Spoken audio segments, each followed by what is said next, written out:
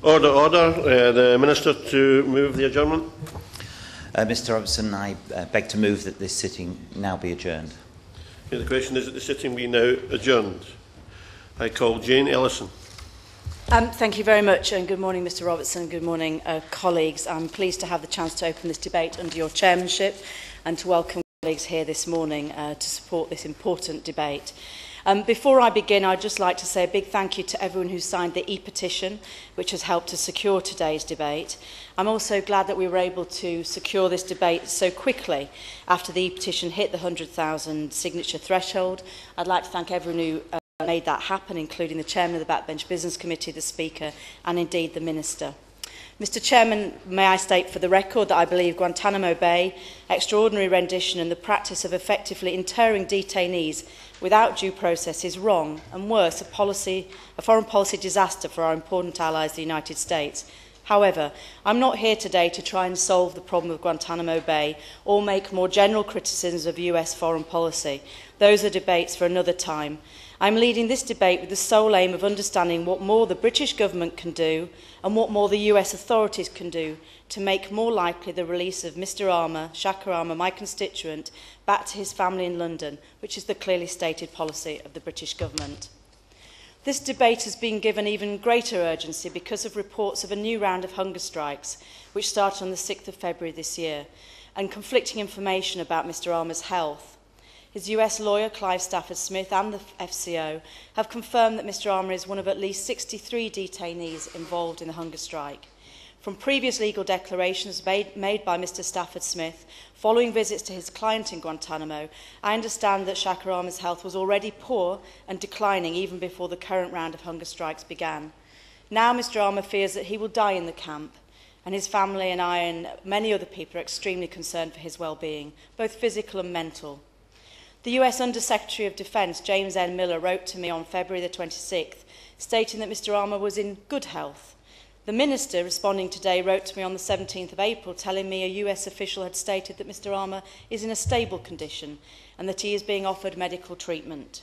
Mr Aamer's lawyers have a long-standing request that the Foreign Office persuade the US authorities to allow an independent doctor to visit Mr Aamer in Guantanamo. This was, I understand, arranged at Britain's request for Binyam Mohammed, a former detainee and British resident. Can I ask the Minister to consider reinforcing this request? Further to this, however, though recent reports of US troops in riot gear assaulting the minimum security ring of the facility with batons and rubber bullets are particularly troubling. Mr Aamer reports to his lawyer that he himself is currently being assaulted, as he puts it, by the so-called forcible cell extraction, or FCE team, for anything he asks for, including his medication. I am concerned, and Parliament should be concerned, about the apparent disconnect between these various reports coming from Guantanamo Bay and what is being said to our government by US authorities. I wonder if the Minister can comment on this. Now, many people here will be aware of the details of Mr Aamer's case, but for those who are not, a bit of background might be helpful. Shaker Aamer is a 46-year-old Saudi national and a permanent resident of the UK. He had permission to live indefinitely in the UK on the basis of his marriage to a British national. Mr Aamer has been held by the United States government without charge in the Guantanamo Bay detention camp for over 11 years. He met his wife Zanira in 1996 and started a family in London. His wife and 4 children, Jahina, Michael, Saif and Faris, all of whom are British citizens, live in Battersea and are my constituents. His father-in-law, Mr Siddiqui, who started the e-petition, lives in Tooting, as do many of his supporters. And I see the member for Tooting is in his place. He can't speak as he's a front bencher, but I'm grateful to him for his support for this debate and for the ongoing campaign to free Mr Aamer. In the summer of 2001, Mr Aamer went with his wife to Afghanistan. Shortly after that, coalition forces entered that country. He managed to get his wife and children safe passage out of Afghanistan, and they eventually arrived home. He had to separate from his family in order to protect them, as, like many foreign nationals, particularly Arabs, Mr Aamer was picked up by Afghan warlords and sold to the American forces, apparently who were paying thousands of dollars in bounties at that time for anyone suspected of being an enemy combatant. After a short time at the detention facility in Kabul, he was transferred to the US Bagram Air Base and then to the US Kandahar base before being rendered to Guantanamo. He arrived at Guantanamo Bay on February the 14th, 2002, the day his youngest child, Faris, the son he's never met, was born in London. The explanation of why he was in Afghanistan is, in my view, beside the point. I have never met Mr. Aamer, and I've never taken a view on why he was there. But the fact remains that he languishes in Guantanamo Bay and has been there for over 11 years without a charge being brought against him associated with his time in Afghanistan or any other period. He is one of the last 166 detainees still held at the facility from a total of 779 brought there from around the world from January 2002 onwards. He is detainee 239. Mr. Aamer has been cleared for transfer on 2 separate occasions by the US government. First, in June of 2007, when the Bush administration conceded it had no evidence against him. He was later cleared again in 2009, following the review of detainees initiated by President Obama's Executive Order No. 13492, called the Review and Disposition of Individuals Detained at the Guantanamo Bay Naval Base and Close of Detention Facilities. This was headed up by Special Envoy Daniel Freed. This was one of the newly elected President Obama's first executive orders. The transfer clearance document issued to Mr. Aamer in November 2009 was explicit. On January the 22nd, 2009, it says, the President of the United States ordered a new review of the status of each detainee at Guantanamo. As a result of that review, you, that is Shaker Aamer, have been approved for transfer out of Guantanamo. The United States government needs to make appropriate arrangements for your transfer, and this will require negotiation with countries where you could be possibly transferred. We cannot at this time give you a specific time for your transfer. The United States government intends to transfer you as soon as appropriate arrangements can be made. Now, I believe that the meaning of this document is clear.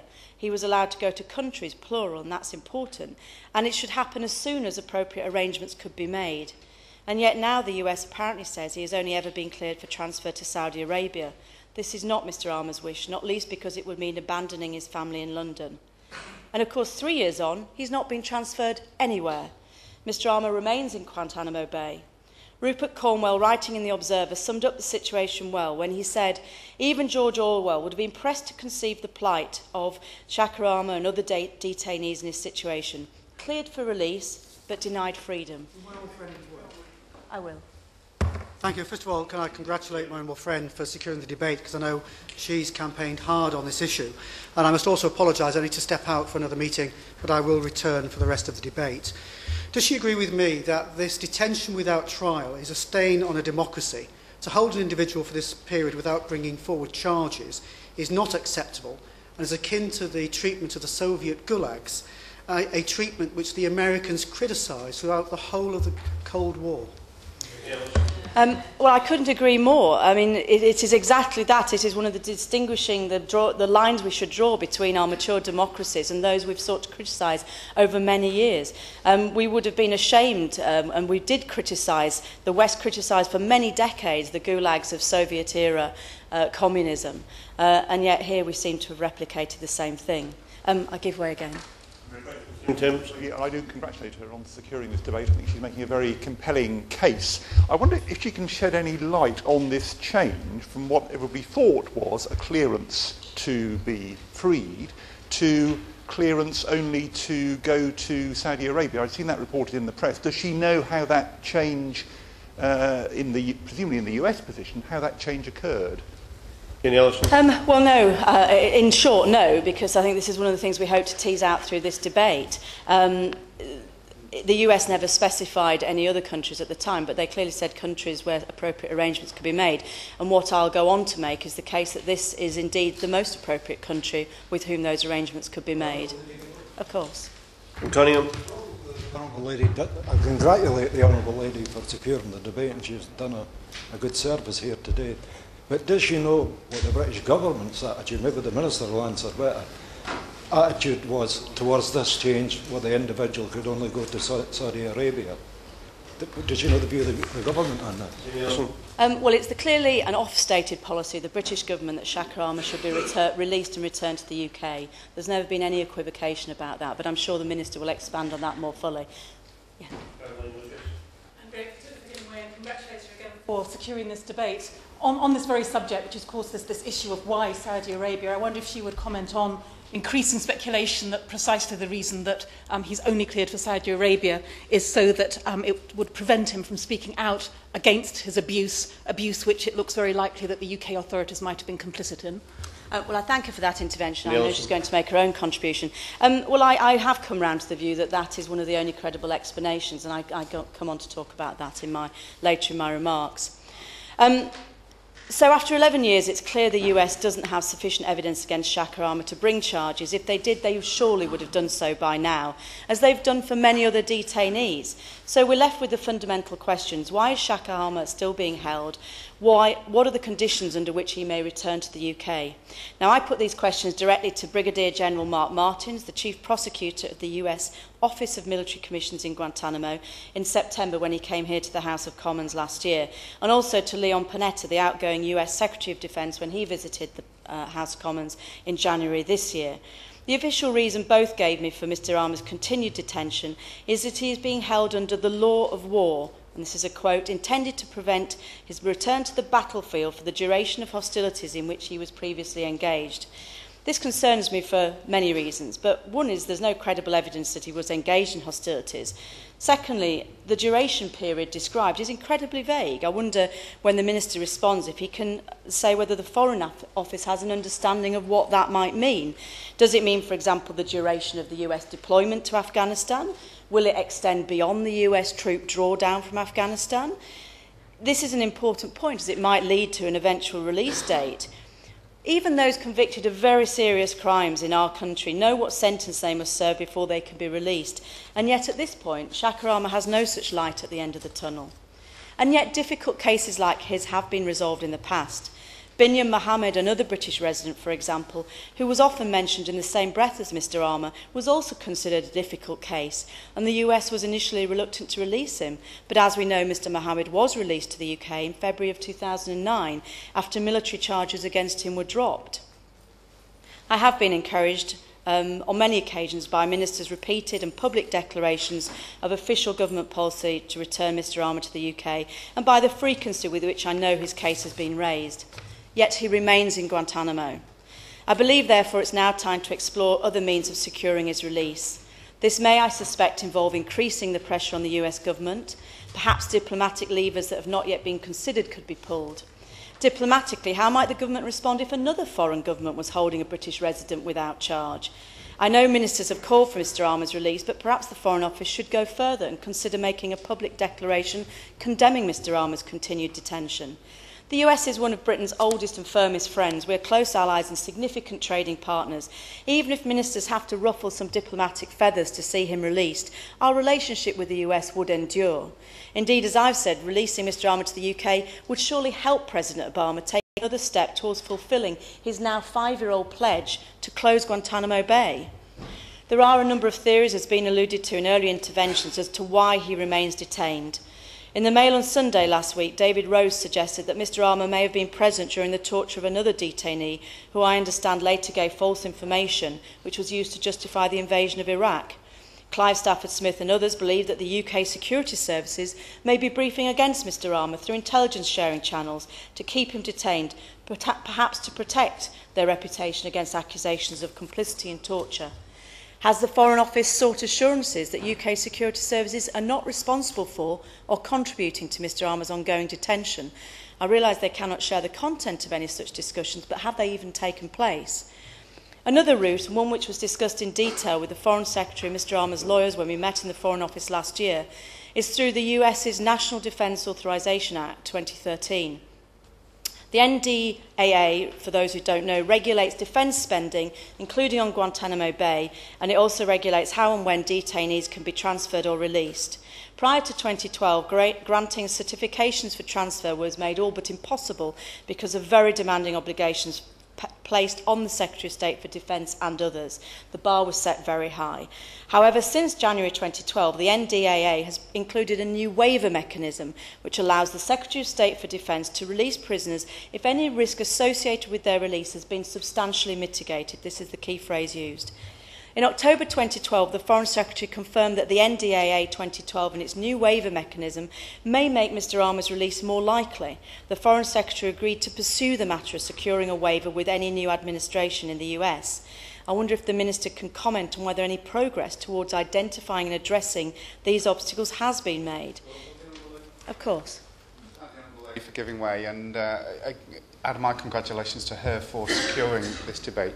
Does she agree with me that she is asking all the right questions in this, and does she agree with me that it is the lack of transparency which is so damaging, and the sense that justice is being perpetually denied and delayed, which actually ultimately gives succour and to Britain and US's enemies? I couldn't agree with the honourable gentleman more. I believe it's an ultimate stain on our democracy. A man should know why he's been deprived of his liberty and what he has to do to win it back. So that's how I come at it. I think it's one of the fundamental principles on which mature democracies base their thinking.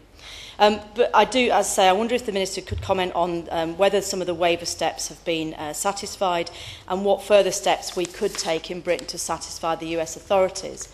One of their concerns is about the possible recidivism of released detainees, or in the case of many who didn't commit an act of terrorism in the first place, whether their treatment in Guantanamo has inspired them to violence, as just alluded to in the previous intervention.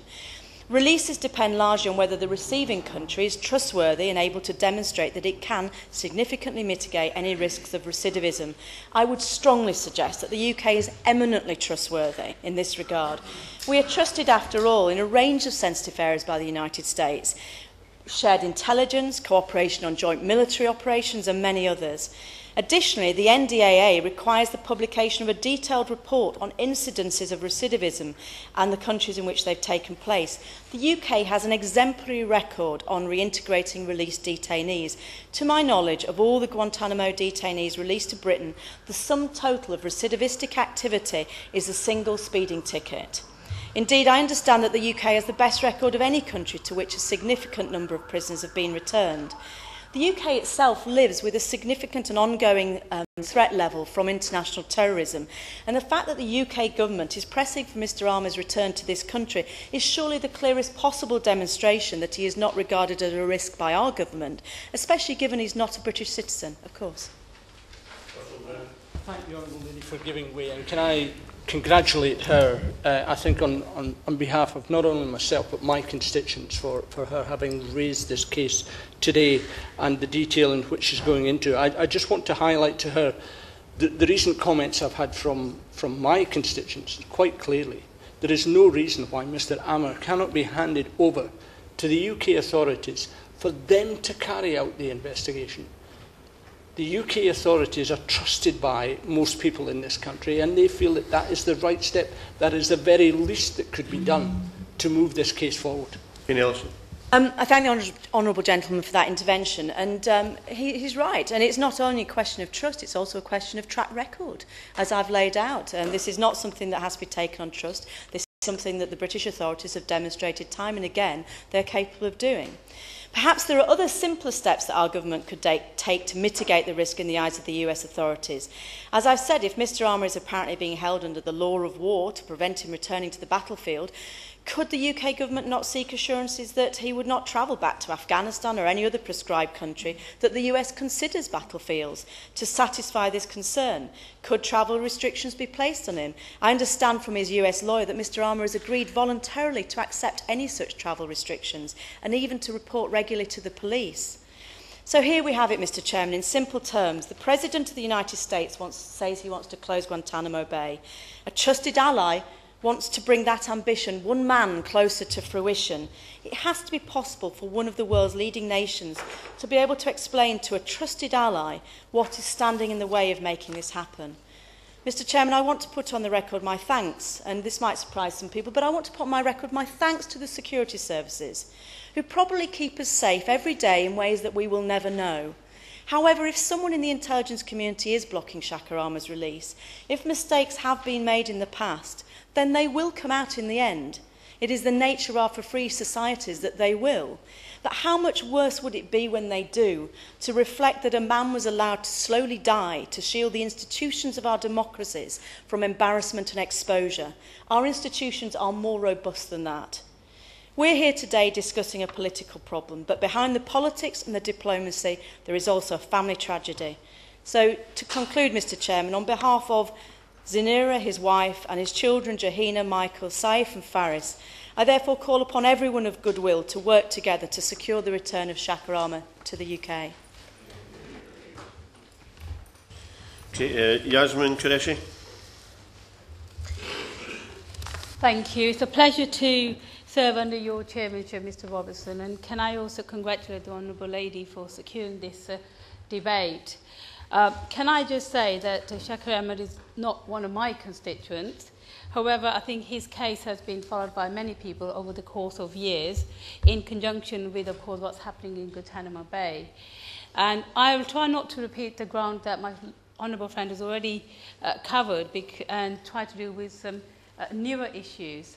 I think when an incident like September 11th happens, one can understand the state's natural reaction being, in order to protect its citizens, to basically scoop up everyone, put them in prisons or in detention camps, and then perhaps, presumably, search for the evidence to actually deal with these people or prosecute them or whatever they need to do. And it seemed that in this particular case, for 11 years, and that's a long time, 11 years, for somebody to be kept in detention and no charges brought against them, no trials carried out in respect of them, cannot be right. Now, in the European Convention on Human Rights, it is said that in times of conflict, countries can derogate from certain human rights articles, such as, in fact, even the right to a fair trial. And there have been cases in the European Court, which have gone there, where somebody has been in prison for about 4 to 5 years, and the courts have said that that period of detention is not unlawful because of that individual circumstance of those cases. But in all those cases, it was people who were actually charged with an offence, who were waiting trial, and therefore delays were occurring for whatever reasons. In this case, you've got a situation where the person hasn't even been charged, and that's really the important thing here. My honourable friend give way? Of course. I'm extremely grateful to my honourable friend for giving way and the tone that this debate is continuing in. She makes some very powerful points. But doesn't she go right to the heart of the point where she says that we understand that there are always going to be situations that emerge which are murky in some way. But normalising relationships back to how they were is an important part of the process, and that this case just only serves to show how little we've gone in the course of the last 11 years. Desmond Qureshi. I thank my honourable friend for that intervention, and I entirely agree with him that with all these situations you try to normalise them, you try to humanise the situation and you resolve the conflict, because at the end of the day, as has already been said, America is one of the greatest democracies in the world with a rule of law in it that we admire, and this has been acting as a big stain on their reputation internationally as well. And in fact, dealing with this, resolving the whole issue of Guantanamo Bay, and of course in particular the case of Shaker Aamer, would actually help Americans' reputation in the world and give it credibility back again and the respect that it has, which is losing as it continues with Guantanamo Bay detention and of course Shaker Aamer as well. As I was saying, in the European Convention, there's cases where it's been there where there have been people are in custody for a long time. Here there's no charge. Now, as a former prosecutor, we know that the criminal laws, and even internationally the criminal laws, are so wide that you can actually charge people if they've committed an offence. And it doesn't mean to be that you actually have to set the bomb alight or you have to actually shoot someone. You can, and in all jurisdictions of the world, you've got the concept of attempting to commit a crime, where you're making a preparation to commit a crime, but you don't manage to complete the offence. That's not the case here. You can have the issue of what's called aiding and abetting. That means if you are counselling, if you're aiding, if you're procuring, if you're encouraging, if you're assisting in any form or shape to a commission offence, you can then be prosecuted as well. That's called aiding and abetting, and in virtually all jurisdictions you will be treated as if you were the main participator. It's just the sentences tend to be varied, but you can, even under those provisions, catch everyone. And the fact that in relation to Mr. Aamer Shaker, that hasn't happened, and the others in Guantanamo Bay who are still not being charged with anything, who are still languishing in prisons, it's just so fundamentally wrong, just so legally fundamentally wrong, that 11 years later, it cannot be right that people are being detained in custody for eternity, it seems, or certainly there seems to be no foreseeable future of release. And in fact, And I'm grateful for the fact that our government has been trying to make efforts to get the release of Aamer Shaker. And I know that the Foreign Secretary has said that he's anxious to get him back so that, in fact, we can repair some of the damage that has been caused to him. And, of course, Britain has said that they will not be charging for any offences. And, again, that must show that you can't just have people indefinite detention for maybe being in the, you could say, the wrong place at the wrong time. In this particular case, he happened to be legitimately there, teaching, as he was saying, and because the bombing occurred, he left the country, or was trying to leave where he was working, and he was then detained. And fundamentally, really, what this all boils down to is that you either prosecute someone or you don't. Now, I know that the American government is saying that he is unlawful combatant, and therefore they're not sort of in the parameters of the ordinary criminal law. But even under international conventions, and even under these conventions, it is said that you can't just hold somebody forever. You have to actually prosecute them, or if you're not, you must release them. And the term unlawful combatant, which is being used so frequently, only means that if you were a soldier involved in an armed conflict, if you were a soldier serving your country and you were involved in armed conflict with another country and you are arrested, then you become what's called lawful combatant, which means you could be either treated as a prisoner of war or as a lawful combatant, but it's only if you're not as part of an armed service or an army of a particular state and you're involved in some kind of illicit fighting or wrongdoing, that's when you're called as unlawful combatant. But even then, they are entitled to rights. And even then, their right to a proper trial by an independent tribunal. And it's been found by many international organizations that even the system of trial mechanisms of military courts in America have shown that there's no transparency in there, that they actually contravene all principles of natural justice, all principle of fairness of a trial. And therefore, even, I would say that if there was a trial in the American courts and the military courts would be wrong, but even that hasn't been done. There's just no legal process being carried out. I know this has been emphasized, but it's just beyond understanding why this is happening. We know that it has been suggested, certainly by his lawyer, that maybe one of the reasons he's not being released is because he is somebody who in prison has actually stood up for rights, certainly at the beginning when he was arrested. But of course now, in terms of the fact he's on hunger strike, the fact he hasn't seen his children, hasn't seen his wife, in fact one of his child was born very soon after he was detained, he hasn't even seen him. And therefore, I would urge the Minister, and I would ask one other question that perhaps the Minister could ask in their negotiation with the Americans, is that what discussions in the past have been carried out with the Americans on the fact of their breaching potentially international laws, which is clearly going on in this case. I mean, I can sit here, do chapter and verse on all the various cases, but I'm sure I don't want to bore everybody stiff with that about the legal niceties. But can I say, as somebody who specialises in human rights law and as a former prosecutor, I can honestly, looking at this particular case and the law around this area, what is happening with Aamer Shaker is completely illegal and is fundamentally flawed and against all principles of justice.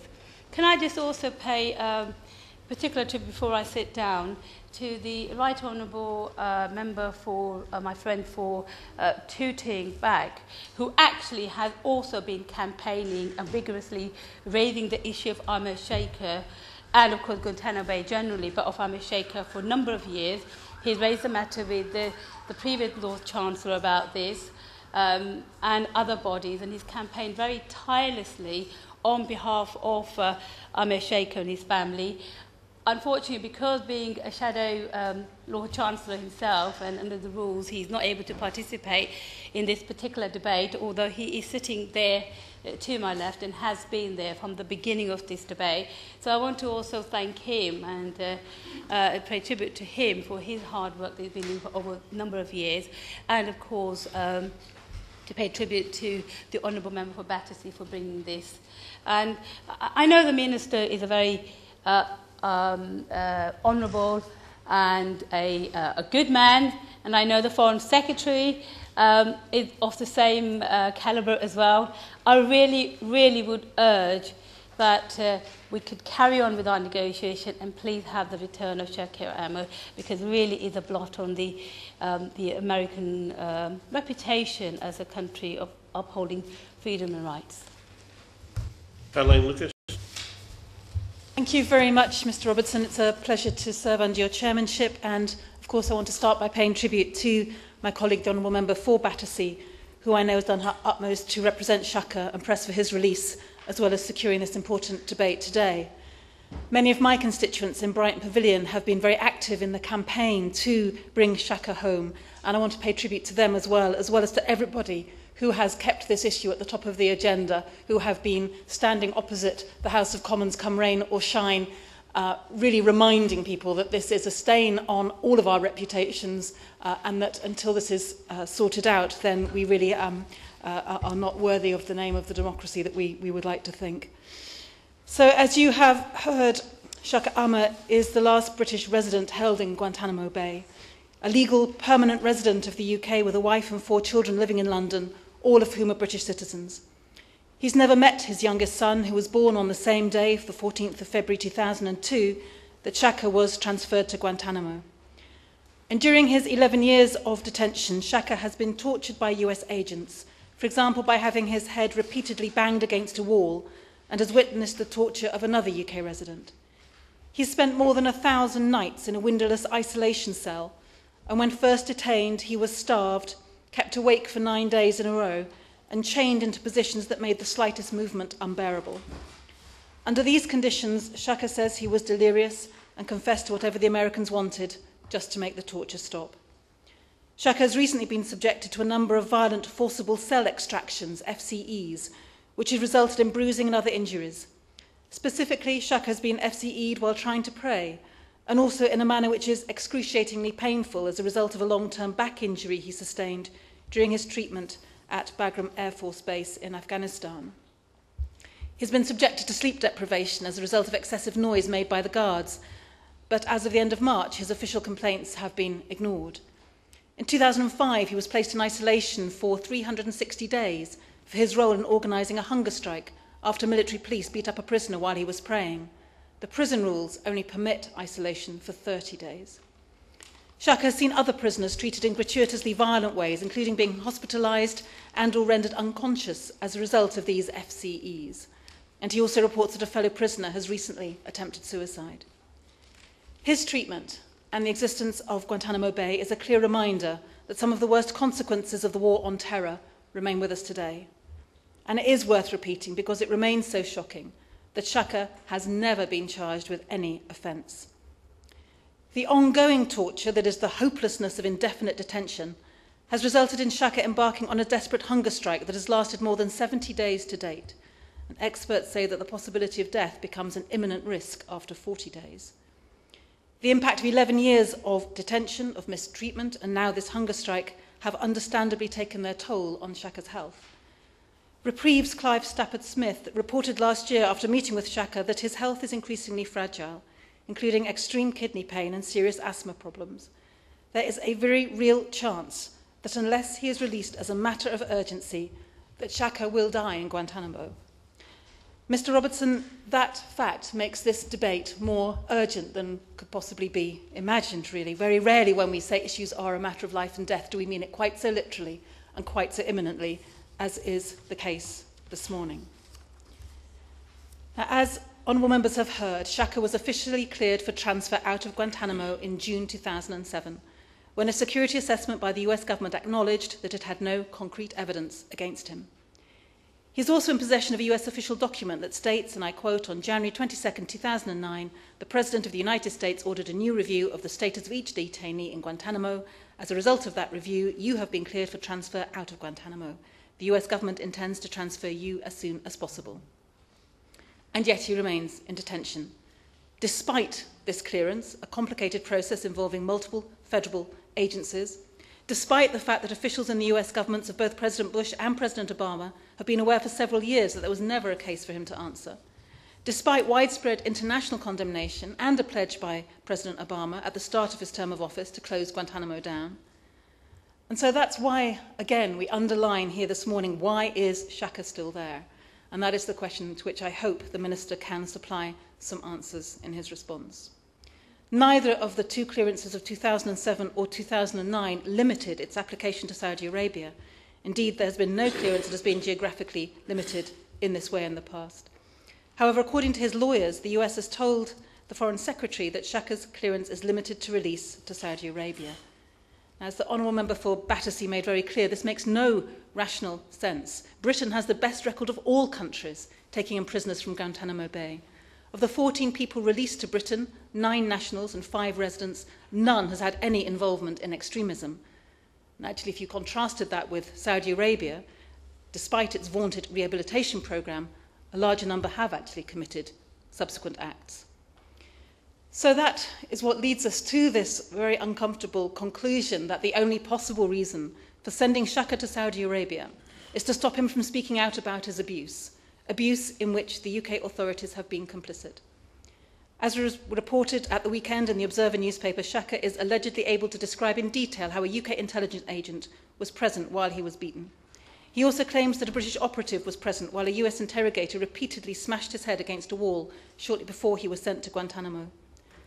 Now, according to Shaker's US lawyer, Britain's intelligence agencies have also been defaming Shaker to the US, passing on false information accusing him of extremism, and that is also holding up his release. Now, if he's right, Shaker is being deprived of his liberty on the basis of lies being told about him and about which he is unable to challenge. And that's why he's begun defamation action against MI5 and MI6, action which, ironically, could be pushed into a secret court under the terms of the Justice and Security Bill, leaving him once again unable to confront his accusers or to challenge the evidence used by the government against him. The Metropolitan Police has now opened 3 new investigations into UK intelligence collusion with torture and rendition, including Shaker Aamer's case, and that's in addition to MI6's role in the kidnapping of Libyan residents and their families in 2004, for which the government has already paid out over £2 million in compensation. Earlier this month, Scotland Yard detectives interviewed Shaker Aamer in Guantanamo, and again, perhaps why the government is so keen to force through its secret court hearings in national security cases through this Justice and Security Bill. The US has repeatedly turned its back on international law, giving a green light to detention without trial and to the gross violations of human rights both at Guantanamo and at prison facilities around the world. But it's not enough to sit back and blame the US authorities when so many questions about the UK's role remain unanswered, and when, despite very welcome public statements from our government about their commitment to securing his release, Shaker is still not free. And so in conclusion, Mr Robertson, I hope the Minister can answer some of those questions today, and they include whether the UK government can confirm whether or not UK intelligence agencies have been passing false information to the US regarding Shaker, the result of which is his continued detention.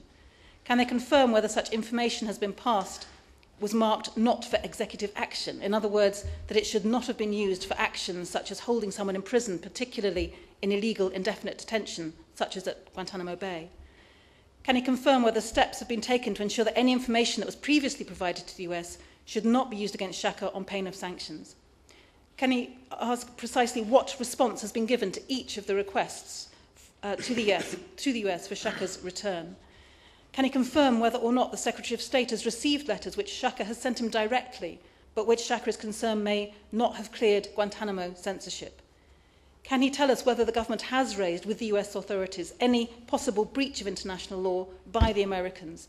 And critically, can he assure us today that he can absolutely guarantee that we can hold our heads up high and say that the UK has not been complicit in any way in the abuses that Shaker has suffered? John McDonnell. Statements, really. The first is obviously to thank the Honourable for Battersea and others who assisted in securing this debate. But more importantly, I'd like to thank Joy Hercombe and the campaigners. I'd like to thank them for being outside Parliament year after year in all weathers. And to be frank, it's been a privilege for us to be able to stand alongside them each time. I know a number of members here, Member for Islington North and elsewhere. I'd just like to place that on record. They've been the conscience of this country throughout this campaign in the support to the family. The second point has just been touched upon. I just want to be very clear about why this has happened.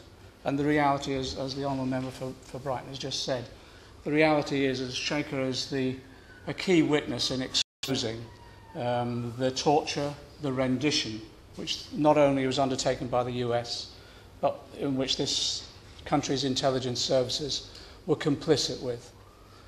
And I think this is an attempt to ensure that witness never appears in court, because I think Shaker would be able to expose all of that.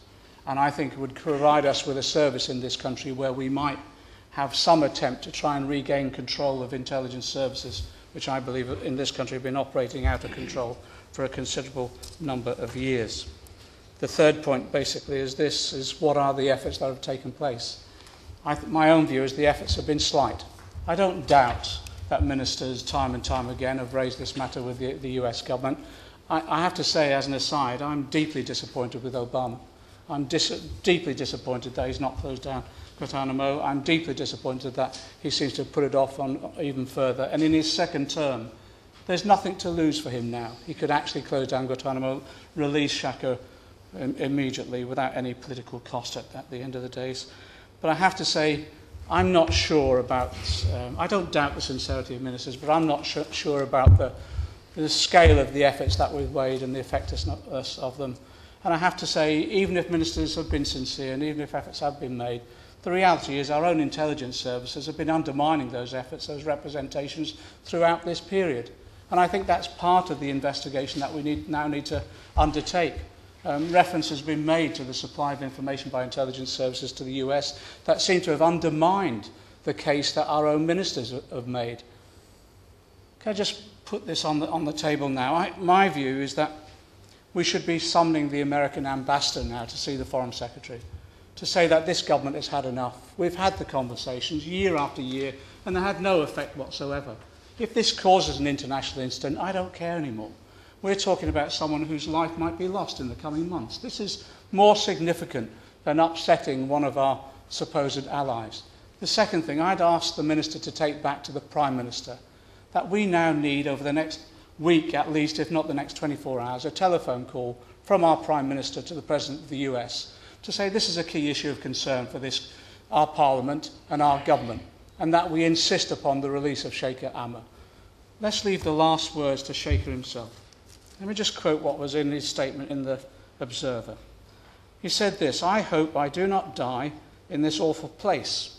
I want to hug my children and watch them as they grow. But if it's God's will that I should die here, I want to die with dignity.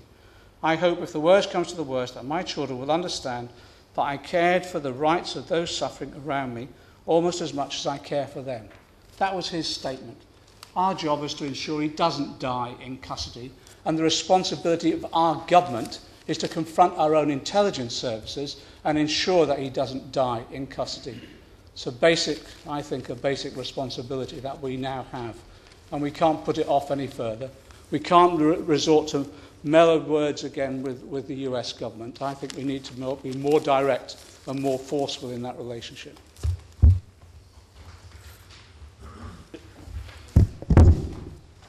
Thank you, Mr. Robertson. Firstly, I wish to apologise for missing the first part of the member for Battersea's contribution and commend her for getting this debate and the campaigners that have done such an incredible job for so long.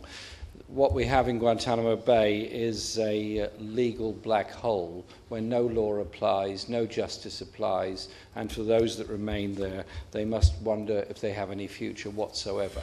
And this goes on with the complicity of the United States, and because of our inability to gain the release of everyone else from Guantanamo Bay, many other governments around the world.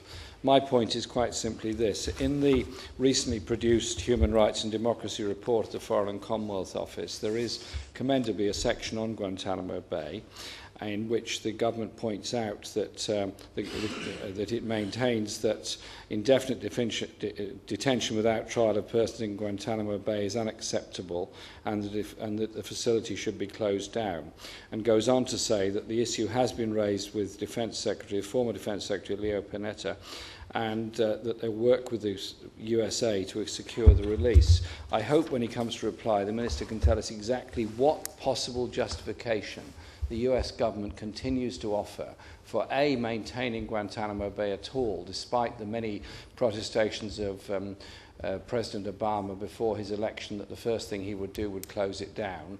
That was more than 5 years ago.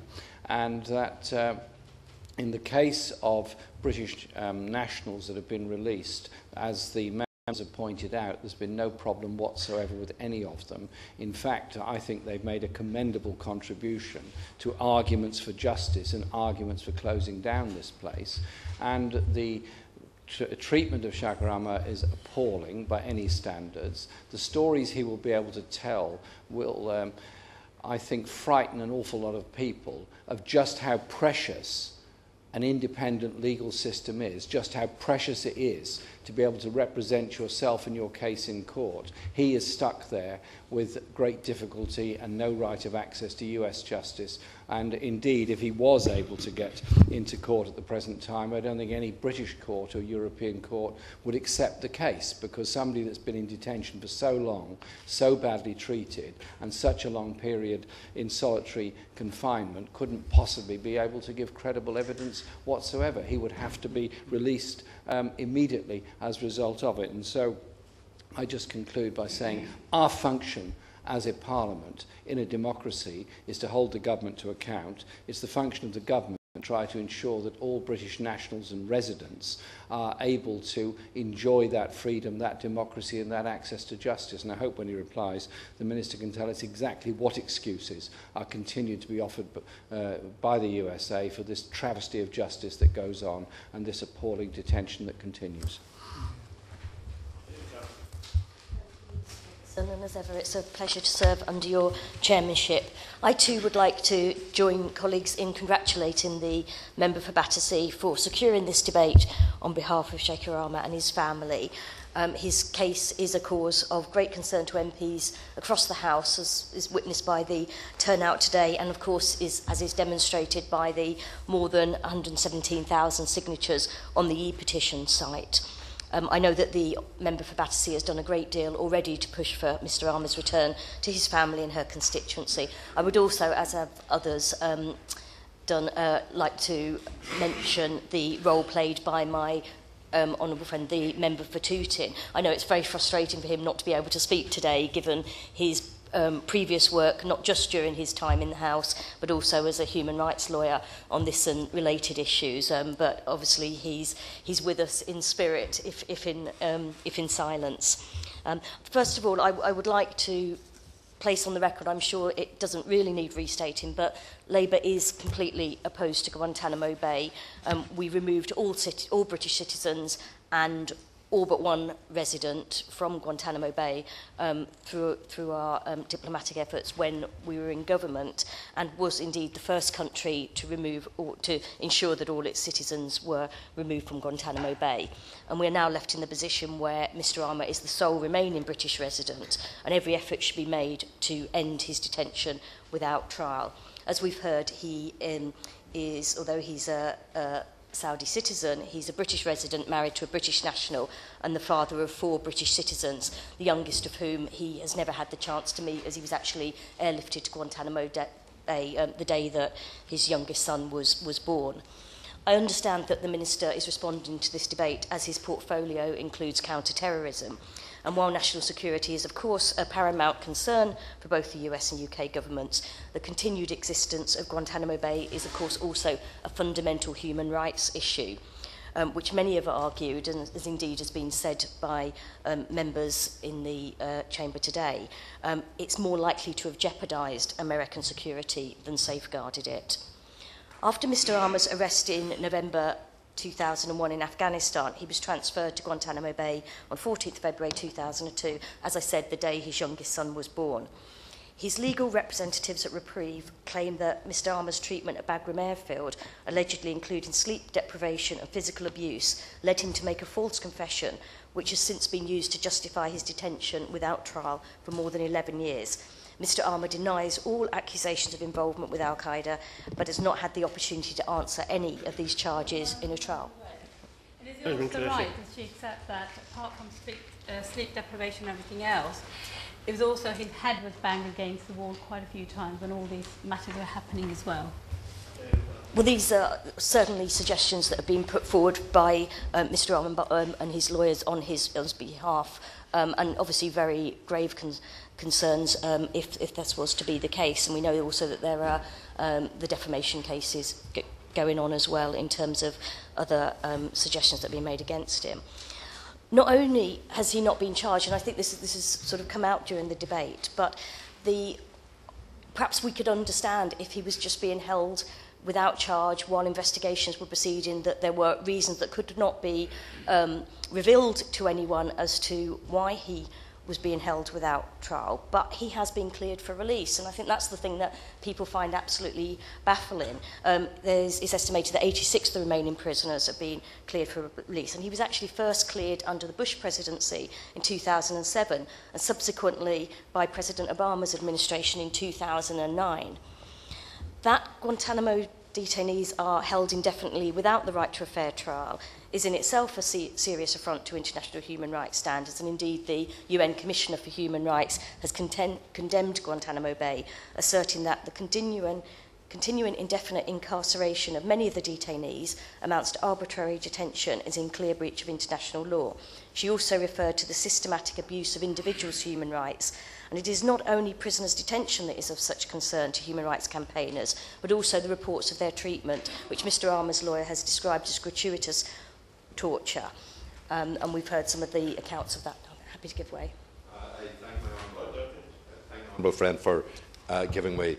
Does she share the conclusion that many of us have come to, that this is a case where this man continues to be detained, not because of any evidence against him, but because of the evidence that he can offer against the torture system that he has experienced, including the complicity of British intelligence services?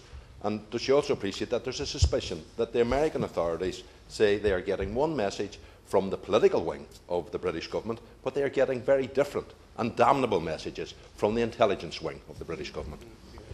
Well, as the Honourable, everybody in this chamber today, with perhaps the possible exception of the Minister, in a position where we can only speculate as to the reasons why he's not being released. And I hope that the Minister will tell us all that he can about the discussions that have had, about the reasons that have been given for his continued detention.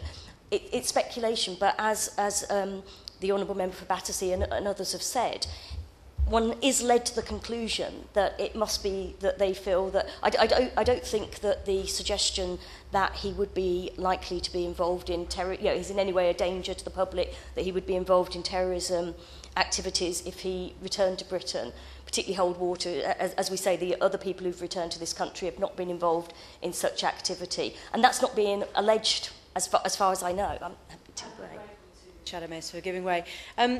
As I said in my speech, I wonder if she'd agree that whatever might be revealed, it will always come out in the end, because, as I said, in free societies it does, and that actually our institutions are robust enough, and there are many in this House who voted to go to war on what turned out to be a false precept in the last government. It turned out there were no weapons of mass destruction, and yet our democracy has survived. Our institutions might be bloodied but unbowed. I wonder if she'd agree with me that whatever might come out, we will survive it and be better as a result. I do agree with the Honourable Member, and I think that, the bottom line is that we are fundamentally opposed to any collusion or complicity in torture or mistreatment. It's totally wrong if British forces or if American forces were involved in any such activities.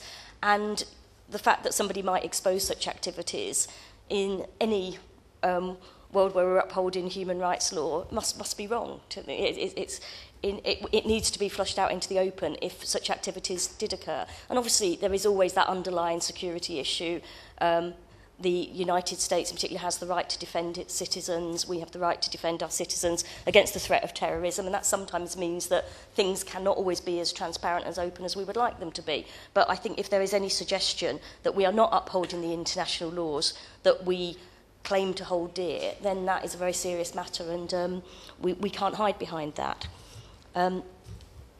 As has been said, the reason this debate is so urgent is because Mr Aamer has now been on hunger strike for more than 70 days, and experts have warned that he is now beyond the point of irreversible cognitive impairment and psychological damage. I think the Honourable Member for Brighton Pavilion mentioned reports that indicate that he's suffering with arthritis, asthma, prostate and kidney problems and severe backache. It's said that he can no longer read and is dizzy, but is reluctant to call the guards when he falls because of their previous treatment of him. Worryingly, it's claimed he's been denied water or has had to endure a forcible cell extraction, which we've heard about from others first. And there are other reports of hunger strikers only being given dirty water. According to his lawyers, Mr Aamer's knee and back braces have been taken away, as has the blanket which he needed for his rheumatism. While papers recently filed with US courts cited deliberate indifference to detainees' medical needs. Even if there were valid reasons for continuing to hold Mr Aamer in Guantanamo Bay, I think we would all agree that he ought to be treated with respect and with the normal processes which we expect anybody to be held in a prison and not to be subject to this kind of treatment. This is not Mr Aamer's first hunger strike. He allegedly initiated a strike in 2005, following which he was punished with solitary confinement for 360 days. My understanding is that the US authorities deny the claims that Mr Aamer has been held in solitary confinement for 3 years. Again, we are not in a position to know whether that is the case. It is understood that 84 Guantanamo detainees are on hunger strike and 5 are being treated in hospital. There were reports of clashes just over a week ago when the guards allegedly tried to end the hunger strike. It is difficult to verify conflicting reports, but it has been said that 16 people are being force-fed, which is in breach of the 1975 World Medical Association Declaration of Tokyo, the guidelines for physicians concerning torture, and other cruel, inhuman or degrading treatment or punishment in relation to detention and imprisonment. It is on the record that the government has repeatedly called on the Obama administration to return Mr Aamer to the UK, and that must remain the pressing goal. But can the Minister tell us what representations have been made regarding his treatment during his detention and the conduct of the Guantanamo guards towards the other 165 detainees? Has the Foreign Office sought information on how long and under what circumstances Mr Aamer has been held in solitary confinement? And given the grave concerns about Mr Aamer's health, what discussions have the UK and US had on medical facilities at Guantanamo Bay? And will the FCO seek assurances that Mr Aamer is receiving the medical care he needs? What efforts have been made to ensure Mr Aamer, at the very least, is able to speak to his lawyers? Given the UN High Commissioner for Human Rights' clear statements that the USA is in breach of international law, has the government in recent months discussed the USA's obligations under the International Covenant on Civil and Political Rights or encouraged cooperation with UN Special Rapporteurs? Similarly, has the Minister raised the right to a fair trial or any objections to the military commission system? It has been suggested that the latest hunger strike followed the reassignment of Dan Fried, President Obama's special envoy tasked with transferring prisoners and fulfilling the pledge to close Guantanamo Bay. Has the government discussed the implications of this with the Obama administration? And does the Minister still think there is a political will within the White House at least to eventually close the centre? Congress and the National Defence Authorisation Act have been identified as the greater obstacles. And while it essentially precluded any transfers from Guantanamo Bay when its provisions were renewed in 2012, I understand a degree of flexibility was introduced for the Secretary for Defence, which the Honourable Member for Battersea alluded to earlier. Despite this, though, there were no releases last year. Can the Minister tell us any more about the implications of the Act as renewed in 2012 for Mr Aamer and the other detainees, and whether the Defence Secretary is, in his opinion, able to exercise such discretion? And has the government raised this with the White House, the Department of Defence and representatives from Congress? The question remains why, as I said, despite being cleared for release some 6 years ago, Mr Aamer remains in Guantanamo Bay. Can the Minister say in either 2007 or 2009, if Mr Aamer's release depended on any conditions being met. For example, was he cleared to return home to his family in Battersea, or as we've heard a suggestion that he may have only been cleared to return to Saudi Arabia. If this is the case, would the Minister share our concerns that somebody with indefinite leave to remain in this country and a family in the UK, married to a British citizen with 4 children who are British citizens, someone who's not been convicted of a crime, should be sent to Saudi Arabia, a country where we have grave concerns about their human rights record, and a country that he left, as I understand, he was only 17 years old. While the US authorities may dispute some of the reports emanating from Guantanamo Bay, it seems beyond doubt that the latest and seemingly one of the most serious hunger strikes is a sign of the increasing desperation of detainees, and perhaps a fear that the remaining 166 out of a total 779 prisoners that have been held there over the years have been completely forgotten. Can the Minister assure us that the Foreign Office remains determined to secure the release of the last remaining British resident, and more generally to press for the closure of Guantanamo Bay?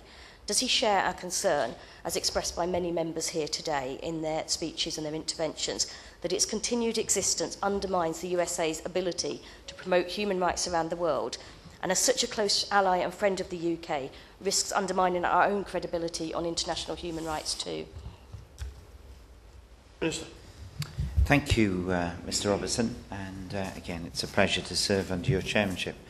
Can I also thank the Honourable Lady, the member for Battersea, my honourable friend, for raising the debate today and for her work in supporting the family, as she has done consistently since she has been elected, in terms of conversations with me at the Foreign Office and doing all she can to raise this particular case.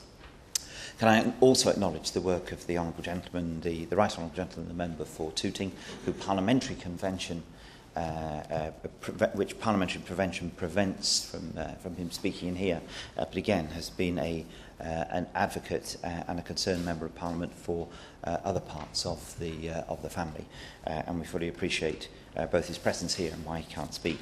And can I thank other colleagues who've made comments, interventions and speeches during the course of the debate. I will do my best to deal with as many questions as have been raised as possible. I would like to put some remarks on the record first, and then deal with some of the issues which have been raised by questions. I won't be able to deal with all the questions. Some of the questions refer to confidential discussions which we have with the United States, which we can't go into. Some of the issues deal with intelligence matters which no government discusses in public. One or two of the questions I don't have the answers for currently with me. Some of those mentioned by the Honourable Lady from Brighton Pavilion, but I thought I might deal with her list of questions by writing to her and putting a copy of that letter in the library so other members can see it. But let me deal as best I can with some of the issues that have raised and put on record, and for absolute clarity, the United Kingdom government's consistent position, which is no different to that of our predecessor. It is the long-standing policy of the British government that we should be seeking the release and return of those UK nationals and former legal residents who have been held at Guantanamo Bay, and in so doing assist the US administration in its efforts to close the detention facility. There is no change in UK government policy. It is to support efforts in the United States to close Guantanamo and also to seek the return of UK residents and nationals, which now comes down to Mr. Shaker Aamer. As the House will be aware, Shaker Aamer was part of an exceptional request in 2007 by the then Foreign Secretary for the release and return of all former legal UK residents held in Guantanamo Bay. Securing the release and return of Mr. Aamer, the last remaining former British legal resident, remains a high priority for the UK government. It remains this government's understanding that Mr. Aamer has only ever been cleared for transfer and not release. The US authorities have not charged him with any crime, nor do they intend to prosecute him. It is the UK government's belief that it is Mr. Aamer's wish to return to the United Kingdom, to be reunited with his wife and family.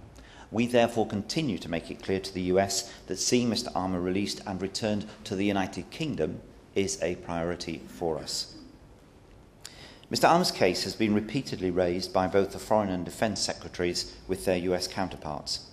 This level of engagement has been undertaken on the understanding that the US Secretaries for Defence and State, in consultation with the Director of National Intelligence, have the authority to effect Mr. Aamer's release and return. It is the United Kingdom Government's intention to raise Mr. Aamer's case with new office holders as soon as is practical. In support of this ministerial level engagement, I raised Mr. Aamer's case with Deputy Secretary of State Bill Burns just a week last Monday. In addition, senior officials, and that was face-to-face in Washington by a meeting there. In addition, senior officials continue to discuss Mr. Aamer's case with their US counterparts. Despite the high level of public and parliamentary interest in Mr. Aamer's case, it remains necessary for the government to keep the details of diplomatic discussions with the United States administration confidential.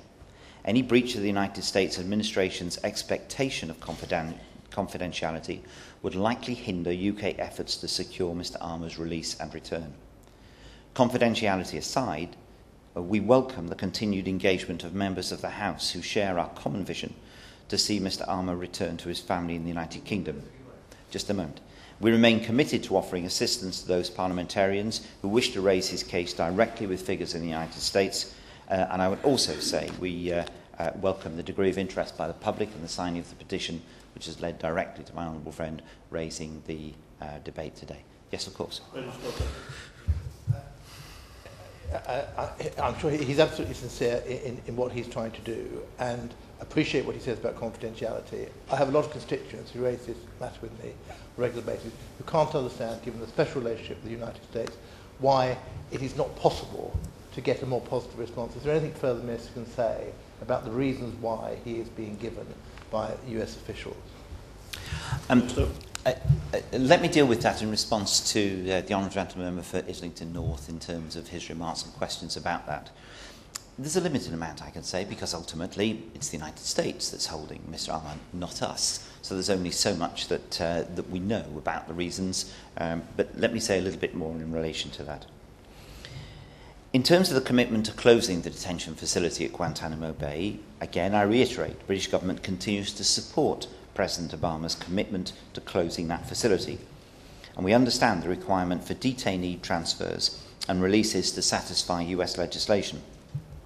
Previous legislation passed by the United States Congress, namely the 2011 National Defense Authorization Act, all but precluded transfers out of Guantanamo Bay. This legislation was renewed by the US government for 2012 in largely the same terms. However, it allowed for the US Secretary of Defense to exercise a waiver should stringent conditions be met. Despite our best endeavours, Mr. Aamer was not released in 2012. Indeed, no detainees were released from Guantanamo Bay in 2012.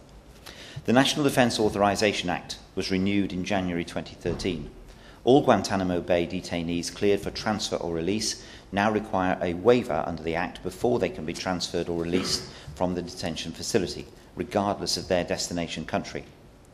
The British government continues to work with US counterparts to consider the implications of the NDA 2013 for Mr. Aamer's release. Notwithstanding this, any decision regarding Mr. Aamer's release ultimately remains in the hands of the United States government. I have a little bit more to say about this in just a moment. Let me just deal briefly with welfare issues, then return to some of the questions that colleagues have raised during the course of the debate. We continue to take concerns about Mr. Aamer's welfare very seriously. The US Department of Defense have confirmed to us that Mr. Aamer is participating in the current hunger strike at Guantanamo Bay. Notwithstanding this, the US authorities have assured us that Mr. Aamer is in a stable condition, that he is not in solitary confinement, and he is being offered medical treatment. In addition, the FCO has asked the US Department of Defense to substantively respond to specific allegations that have been made. I would add that we've no reason not to believe the welfare assurances we've been given by United States authorities. I would also add that the International Committee of the Red Cross, the ICRC, has access to Guantanamo detainees. Yes, of course. Thank you. Has anybody from the Foreign Office actually visited Guantanamo Bay and seen for themselves the condition of Aamer Shaker, because I'm sure that if they went and saw it, that would be independent evidence to say, well, he's fine, he's being treated properly, and then we wouldn't worry so much about it. And if it is being said he's being treated well, then has any effort been made to go and see him in Guantanamo Bay? And if so, is that because it was refused, the permission was refused, or is it that no one's actually gone to see him? Minister. The reason is that as a non-British national, which is Mr Aamer's status, we cannot offer him consular assistance. Consular access and responsibilities are afforded to states only in respect of their nationals. Our consular policy towards non-British nationals is clear. We cannot help non-nationals, no matter how long they've lived in the UK and regardless of their connections to the UK. However, although we're not able to visit him in Guantanamo Bay, we do routinely inquire about Mr Aamer's welfare and always follow up allegations of poor health as a matter of priority. We're confident the assurances we receive from the US are accurate and credible and have no reason to believe otherwise. Yes, whilst because he's not a British national, there's no, technically speaking or legally speaking, you can't give him a consular assistance. But bearing in mind the British government is making representations on his behalf to be released back here, it wouldn't actually be that difficult for somebody to actually independently go in, speak to him and come back and say, well, you know, he's okay, the suggestion that he's being tortured or being treated badly is all wrong. And that would just sort of basically shut up people who are sort of, if they're wrongly saying that he's being treated badly. That's all. I mean, just common sense. As far as I'm aware, there is independent access to Guantanamo detainees through the ICRC. That provides exactly the independent reference that the Honourable Lady would be looking for. It's not, but our consular policy is very clear. Yes, of course. Giving way. Just on the ICRC, he can't answer now, I suspect, but I wonder if he could write to me and other members, having inquired of the International Committee, the Red Cross, when they last visited and if they had a chance to meet Mr Aamer and make an assessment of him and if they have put that on the record. Minister. I can certainly do that and I'm happy to write to the Honourable Lady. But I do again make clear, we take these, we take the allegations, extremely seriously. We've asked the US Department of Defense to respond to specific allegations about treatment, and we will continue to do so. And as I say, we think it is important that there is independent access through the facilities that are available. But I'll happily respond to my honourable friend in due course. Of course. Very generous. I take his point about the issues around mistreatment or otherwise. But does he agree that there isn't really a precedent for holding someone ostensibly as a prisoner of war for 11 years? The only precedent I can think of is the gulags after the Second World War, and that's not something we would all care to, to accept as a common practice. Well, let's, if I may now, deal with some of the questions that colleagues have raised during the course of the debate. And let's start with the one about why he is there, which is the central question. Again, I go back to what I said before. Mr Aamer is not being held by the United Kingdom, so we do not have a reason why he is detained. In our view, the detention is wrong. I make that very clear. In our view, the detention is wrong. He should not be there. So the United States have to satisfy themselves that they have reasons. Genuinely, it's very difficult to comment on why the United States might think that Mr Aamer is rightly in Guantanamo Bay, because we have to discuss the detail with them in order to seek to secure his release. It is sensitive and we don't discuss intelligence matters. We've always held the view that indefinite detention without review or fair trial is unacceptable, and we welcome the President's continuing commitment to closing the detention facility and to maintain a lawful, sustainable and principled regime for the handling of detainees there. But again, beyond making it clear the fact that we do not consider this detention to be right or correct, the United States plainly has a different point of view. The whole process of us arguing for Mr Aamer's release is to seek to persuade them, and to a certain extent the parliamentary and public pressure in the United Kingdom adds to that sense of persuasion that the detention is not right or appropriate. That remains the British government's view. Let me deal with the Honourable Gentleman and the Honourable Lady. Corbyn. Giving way. He's been very generous in giving way. Could he tell us exactly what the Secretary of State, Secretary for Defence in the US says about why he is in Guantanamo Bay at all? What reason do they actually offer to put somebody who's legally resident in this country in prison for this long with no legal process?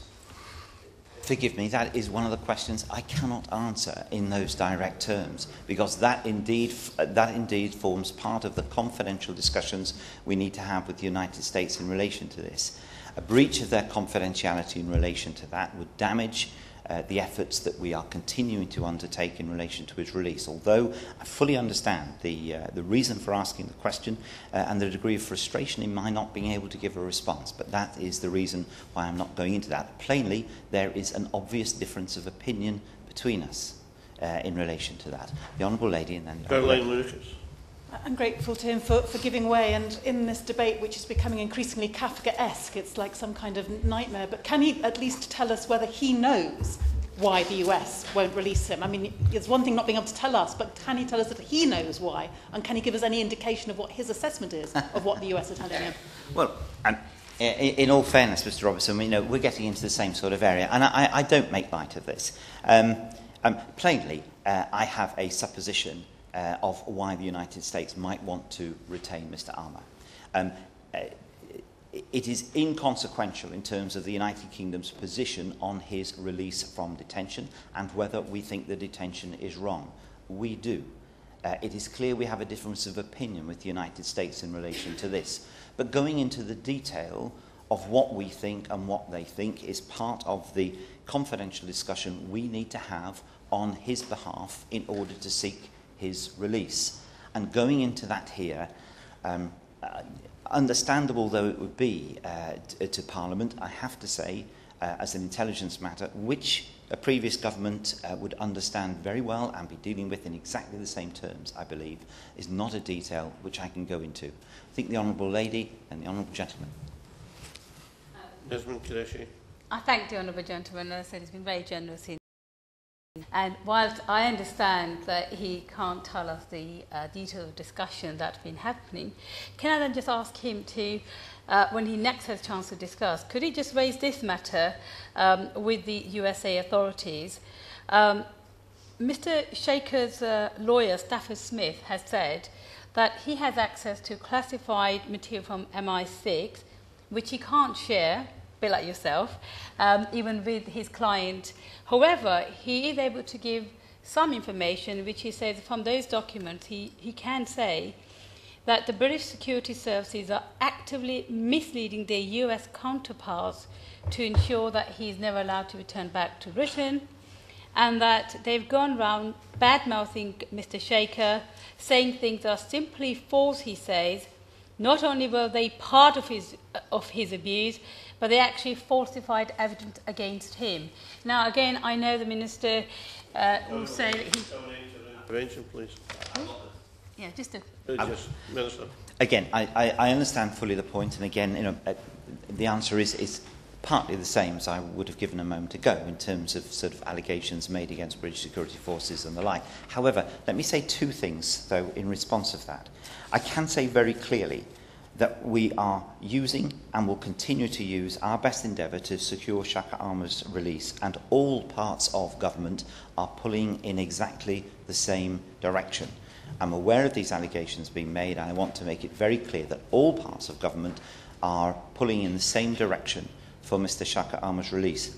I would also say, in terms of this government's response to allegations of wrongdoing in the past by British security services and our attempts to open this up and to give compensation where things have been wrong, the Prime Minister has been explicit in saying that torture, rendition are no part of British security activity, whether or not they ever have been in the past.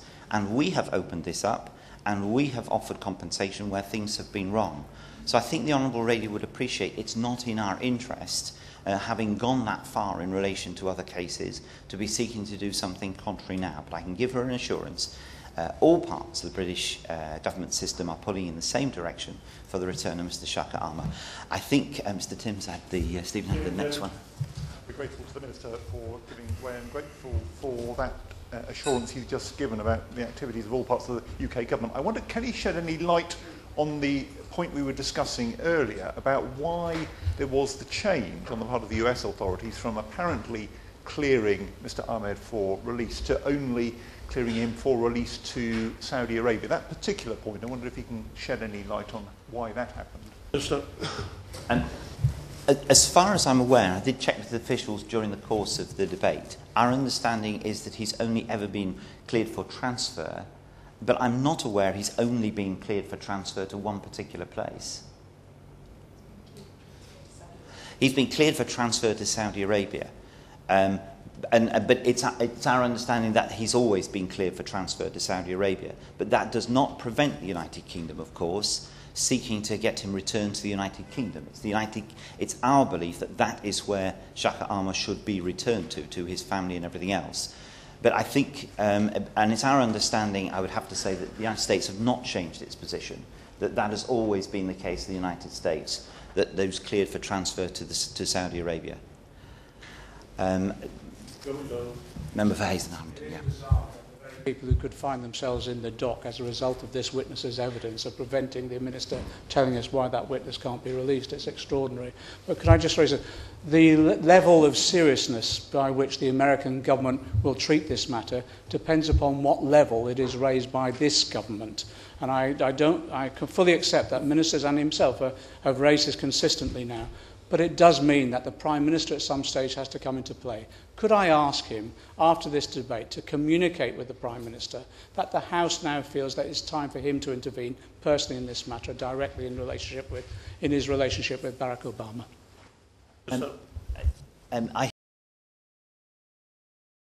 And of course the Prime Minister will be made aware of the substance of this debate and the strength of feeling, which I know he understands. I cannot make a commitment on behalf of the Prime Minister to raise particular issues, but I can be very clear. I think this debate should have wide reading. I hope it will be influential in terms of opinion elsewhere besides the United Kingdom. The matter has been raised by Foreign Secretary and Defence Secretary, and the reason for raising it at that level is, of course, because we believe those are the chief interlocutors who have the responsibility under the Act, and ultimately will be those who need to respond to Congress. And we will continue to use the best efforts we can to get the result that we are seeking. But I fully take and understand the Honourable Gentleman's point, and I'm quite sure that this will be further considered. Can I answer one or two more questions now in relation to other issues that were raised before I conclude, because there were some other points raised that I wanted to deal with. My honourable friend raised the issue about the FCO looking at new provisions in the NDAA to identify obstacles and opportunities for Shaker Aamer's release. What progress has been made? The National Defence Authorization Act 2012 allowed for the US Secretary of Defence to exercise a waiver should stringent conditions be met. We have tried, as I've said, to use our best endeavour to ensure that that happened. We're continuing to work with counterparts to try and understand the implications of the NDAA 2013 for Mr. Aamer's release, but so far that's not been successful, and we understand no detainees were released last year. It does remain ultimately in their hands, but we are continuing to press. The Honourable Lady also asked about, and other Honourable Members asked about details of any guarantees or securities that we could give on our behalf in relation to Shaker Aamer's return to the United Kingdom and any onward activity. I can't give an answer to that because, again, clearly that forms part of the confidential discussion that we have to have.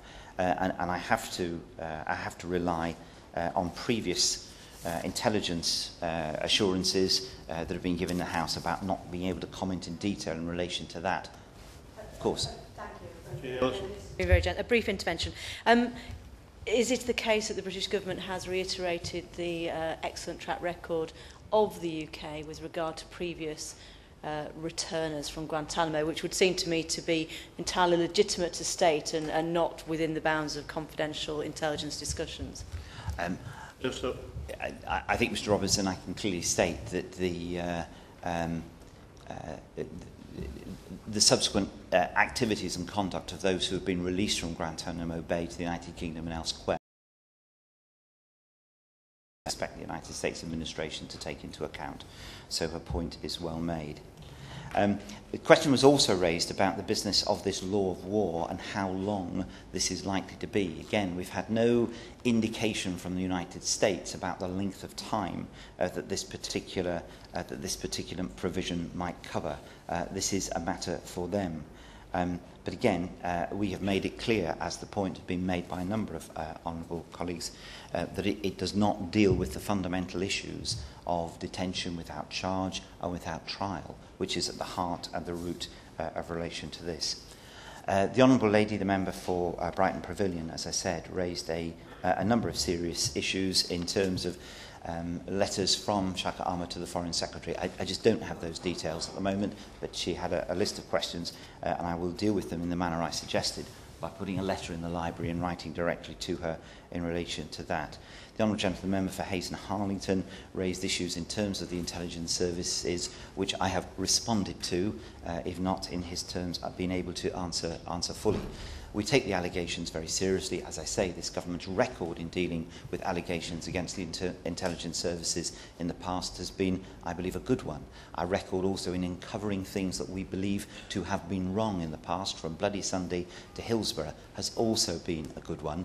It is against the spirit of the government that we would seek again to be complicit in anything that we believe to be wrong. And I hope I've given a clear enough assurance in terms of our views in relation to the detention of Mr Shaker Aamer, our clear determination to have him returned.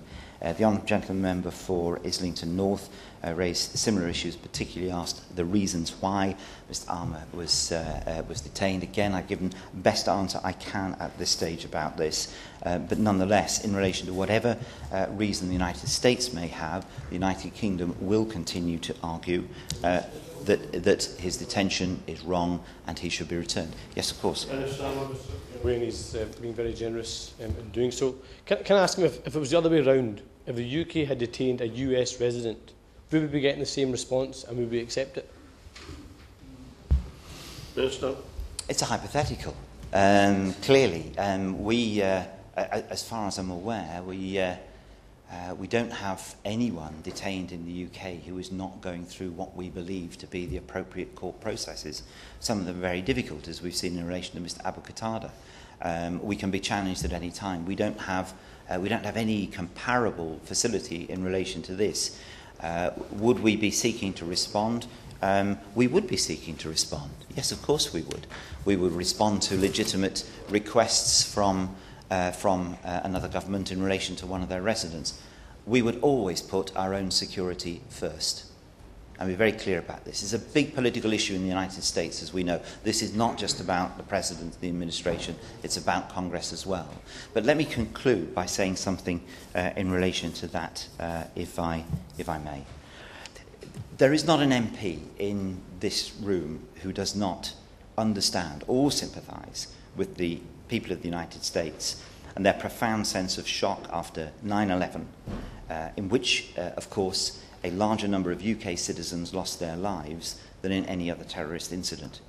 There's none of us who do not support a state's right to protect itself against terrorism. Certainly not a parliament that debates regularly and agonises over how to legislate in a complex field that balances security with the very rights and freedoms which are at the heart of what our security is actually designed to protect. And the Honourable Lady from Brighton Pavilion raised the recent Justice and Security Bill, which profoundly concerns those dilemmas and those difficulties.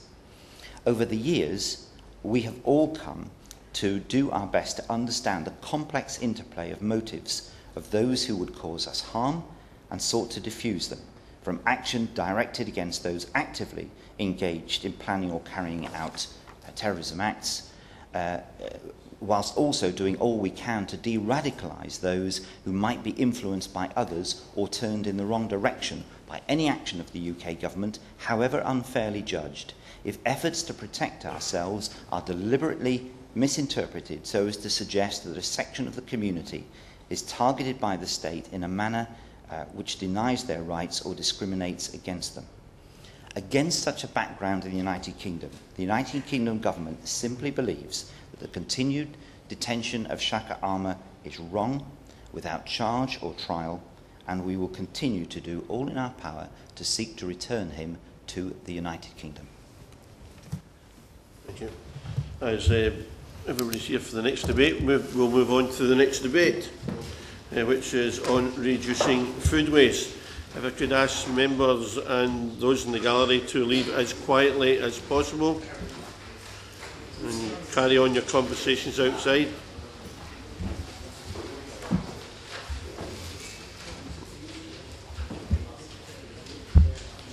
Okay, Mr. Mark Posey. Thank you, Mr. Robertson, and it's a great pleasure to speak under your chairmanship. Mr. Robertson, I've called today's debate to highlight the importance of packaging materials in reducing food waste, and in doing so, I'd like to acknowledge the food waste bill of March of last year brought forward by the Honourable Member for Bristol East. And I'm very pleased to see her in her place this morning, where she began and I know has continued with a campaign to ensure that food that is safe to use but not able to be sold by supermarkets and manufacturers should be donated to charities. My remarks today will look to a slightly different side of the debate on food waste. I want to focus on how the amount of food that is wasted can be reduced, and in particular the role that packaging can play in achieving that objective. Many of my remarks today will be based on a campaign that was launched just a month or two ago called the Fresher for Longer campaign, which was launched by the Packaging Federation, and I pay credit to their Chief Executive, Dick Searle, and that body was working in conjunction with the Kent Waste Partnership under its manager, Paul Vanston, alongside RAP, alongside the British Retail Consortium, and alongside the Food and Drink Federation. And the campaign was launched on the 5th of March to show that how packaging not only protects food from damage, but can keep it fresher for longer in our homes, meaning that less food is wasted. And it's a campaign that has caught the public's attention. The campaign, on the day it was launched, trended #1 on Twitter, I understand beating the pop star Justin Bieber to top spot. So why is the campaign, and why is today's debate so necessary? And one of the key messages that research for the Love Food, Hate Waste campaign found was that only 13% of the public realise that packaging can play an important role in protecting food in the home, and it attends to deal with some of those perceptions. But I think, if I may, I'd like to start with the extent of the problem. Food waste represents a significant cost to all consumers. Throwing away food as a result of it not being used in time is costing £6.7 billion each year.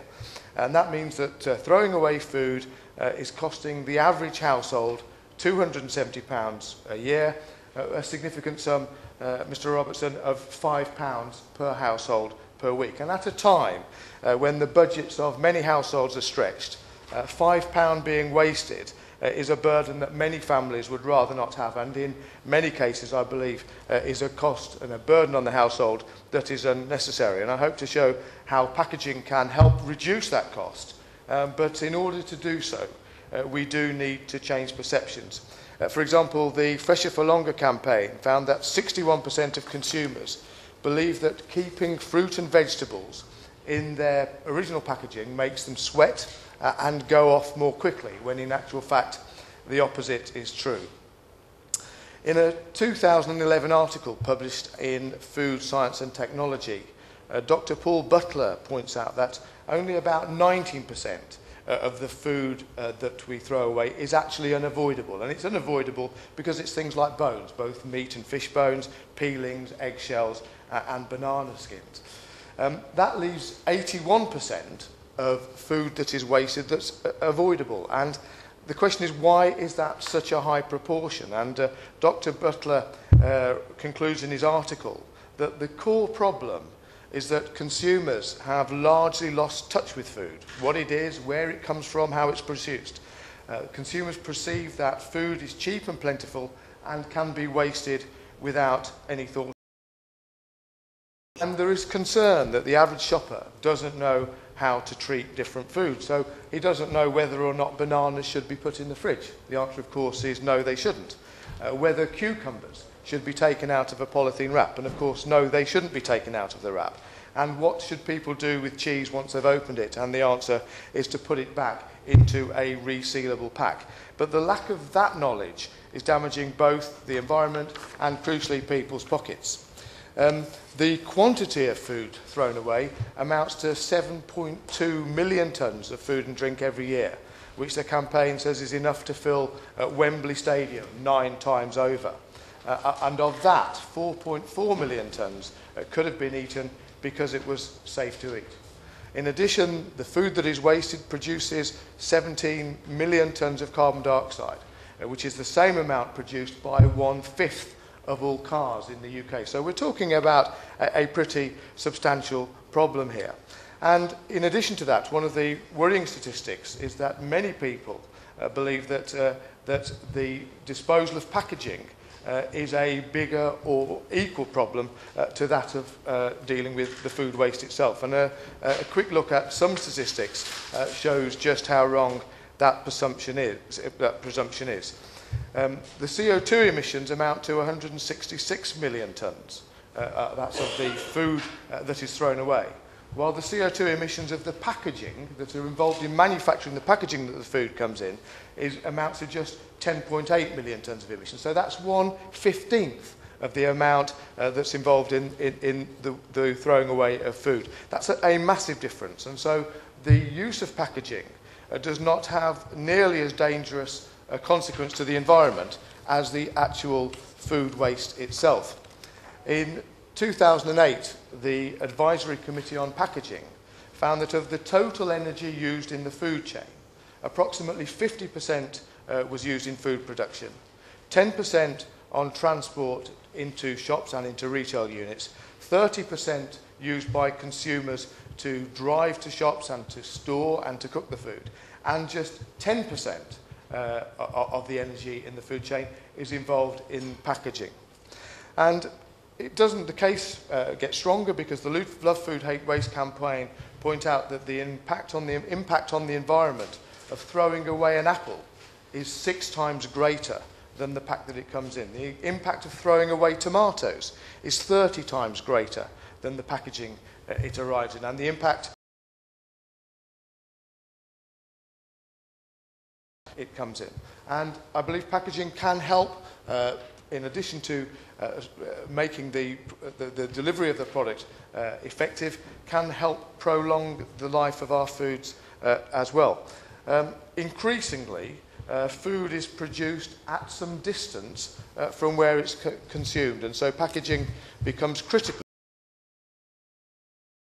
It survives the journey from production to consumption. Without packaging, fruit and vegetables wouldn't be available out of season, and consumers would have to grow their own food or shop for it daily. The Advisory Committee on Packaging draws attention to the fact that selling grapes in trays or bags has reduced in-store waste of grapes by 20%, and that the in-store wastage of new potatoes reduced by 3% when they were sold loose, compared to just the wastage was just 1% after specially designed bags were introduced. And very critically, an unwrapped cucumber loses moisture and becomes dull and unsaleable within 3 days. Just 1.5 grams of wrapping will keep a cucumber fresh for 14 days, and shows just how much of a difference the smallest amount of packaging can make. And indeed, the cooperative group provides some retail experience of the benefits of wrapping cucumbers. They tell us that when they switched from wrapped cucumbers to naked cucumbers, and that's their word, Mr. Robertson, rather than mine, in 2007, and they say that they've now reintroduced plastic wrapping to cut waste and ensure cucumbers look fresh, and they expect that the move will save 56 tonnes of food waste a year. I'm very happy to give way. He says I introduced a food waste bill a year ago, but he's introducing a new dimension to it, and it's very interesting listening to him. The member may be aware that the phase 2 of the court order agreement, which sets the targets for reducing food and packaging waste, is coming to an end, and the target has actually been exceeded, although it was a low target in the first place. But it seems to me from what he's saying, there would be an argument for separating out the targets for food waste and packaging waste, and it would be wrong to try to bundle the two up in one target. Does he agree? I think the Honourable Lady makes a very sensible comment. I will come on later on to argue how actual packaging waste can itself be treated as quite a valuable resource. So I have very sympathy with the Honourable Lady's remarks. So to summarise, Mr Robertson, both the environment and the consumer, of course, can benefit from packaging, and extending the shelf life of our food is a very significant way in which we can reduce food waste. And using the appropriate packaging can help in three ways. Well, I've already referred to the protection of food in transit. It's interesting, the average household in the UK buys over 4,000 items of food and other products every year. And as a country as a whole, 25 million households buy over 100 billion items. And over 75% of those purchases are grocery, food and drink, but also household detergents, paper products, cosmetics, etc. And to meet that demand, a typical supermarket will today carry well over 50,000 product lines, compared with only 2,000 in the 1960s. So there's a much broader range of products that need to be distributed, often from much further afield. And these products have to survive the journey from farm or factory to the consumer in a condition where they're undamaged and unspoilt. And of course, in the case of food, if it does arrive damaged, that only serves to increase the amount of food that is wasted. And so in packaging terms, we have the primary packaging to protect it, and the secondary packaging, of course, which is cardboard boxes and trays that are used to group these products together during the process of distribution. A second role of packaging, of course, is to prolong life, and the third is to inform consumers about the contents of the pack. And that's a fundamental part of the Love Food, Hate Waste campaign that I referred to at the outset. It has a website with hints and tips on how consumers can effectively store products. And they even have a section on their website which offers poems and rhymes as a different technique to remind consumers how to store food. And I'll just refer to one, Mr Robertson, and I may, which is with regard to bread, which says, "Don't get in a spin, it really is no teaser. Clip half your bag in a bread bin and the other half in the freezer." And there's a good way of getting a message across that, the bread can be preserved by putting half of the loaf in the freezer and turning to it later on.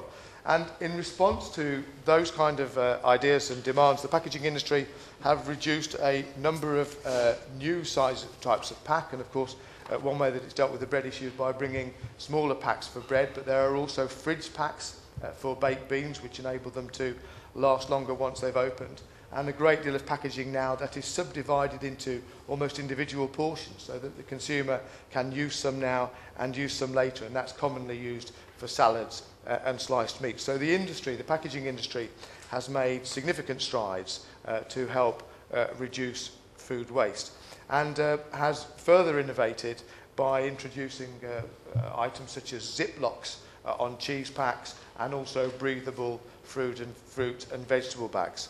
And again, on its website, Mr Robertson, the campaign points out 8 ways that packaging can assist in reducing the amount of food that is thrown away. And some very simple points are that things like carrots, peppers and apples are best kept in the bag that in which they were originally supplied, because that packaging will have been designed specifically to keep the product fresher for longer. I've referred to resealable packs for cheese to prevent the product drying out. And in addition, in production now, very often the air inside the containers of salad is modified to enable it to remain fresher for longer in fridges by slowing down decomposition and giving customers a longer time in which to eat it.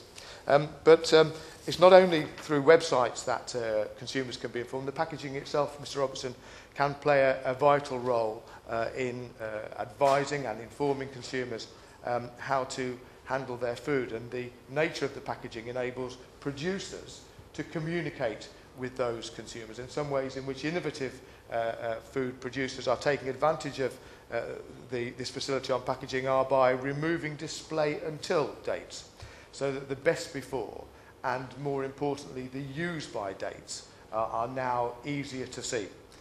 And some products, such as hard cheeses, now have a best before date rather than a used by date, which gives flexibility to use the product after the date. Most food packs now contain very detailed storage advice and highlight on the front of the pack where to store the food to keep it at its best. And many producers are moving away from guidance that tells consumers to freeze on the day of purchase to freeze before the use by date, which means that if the food is purchased, kept in the fridge and not eaten, it can be frozen before that particular date in order for it to be used at a later time. And all of these initiatives are designed to help reduce food waste and show how both the food production industry and the packaging industry is being proactive. And I might, if I may, Mr. Robertson, refer to how the packaging industry has subscribed to the process of packaging optimisation by making certain that there is less material used in packaging, and we have substantial amounts of reductions in the amounts of material used, for example, in the production of a Coke can or a cardboard box. And so, in terms of the impact on the environment, packaging has a significant less impact than many would have us believe. Packaging at the end of its life makes up less than 20% of household waste and amounts to less than 3% of materials going to landfill. Mr. Robertson, I hope that by calling today's debate, I've been able to put an additional perspective and add to that provided by the Honourable Lady on the campaign to reduce food waste. I hope that I've been able to show how packaging is a vital component of that. It's not a hindrance, and how it provides a valuable economic, social and environmental assistance to our society. And I look forward to the Minister's response to the various points that I've raised. Minister. Thank you, Mr. Robertson. I'm very grateful for this opportunity to respond to this debate, and I congratulate my honourable friend for securing it and for his continued work to